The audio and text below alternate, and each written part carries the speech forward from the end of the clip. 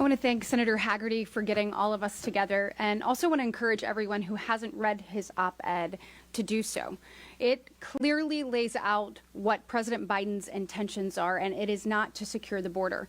It is to rather further continued migration into this nation, into a space where it is unsustainable. If you look back over his administration, there have been 2.3 million people that have come here.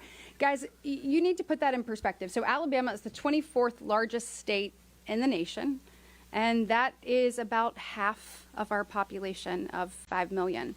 If you look, that was the last fiscal year alone. If you look at the total compilation to this point in his administration, we're at about 7 million.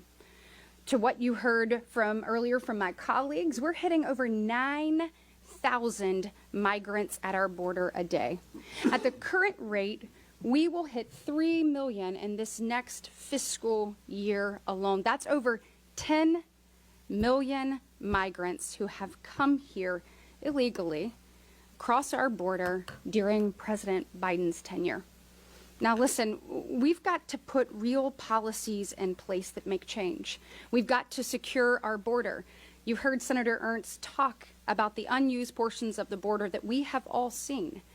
Listen, President Biden knows that walls work because he's building one around his beach house in Delaware, quite secure, but yet not affording everyday Americans that same respect. We've got to do more. You heard Senator Capito talk about 6 million people being in our interior right now under ICE. We only have 6,000 ICE agents, guys.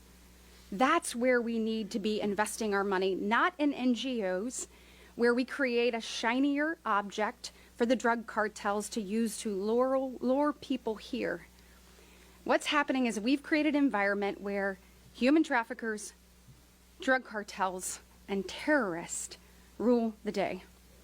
Over 844 people died at the border last year, and you all read the story about an 8-year-old drowning.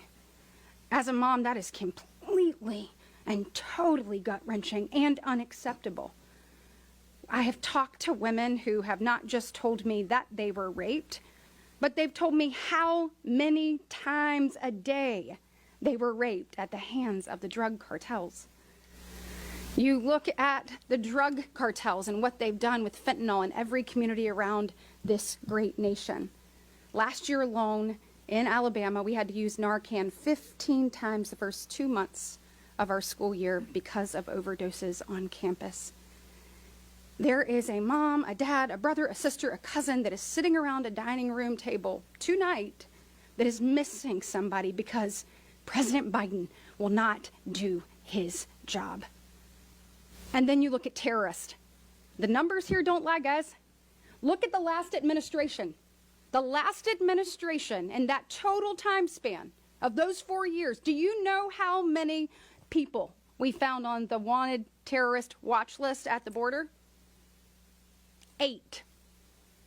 Do you know how many people on the terrorist watch list that we have caught at the border in the last fiscal year alone? And we're not finished yet.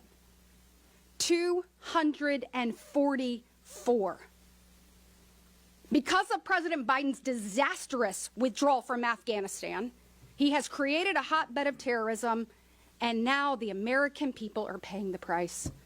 We must do something, and I commend my colleagues for standing here once again, and we just hope our other colleagues on the other side of the aisle will wake up, join forces, and do something for the American people. Our children are counting on it.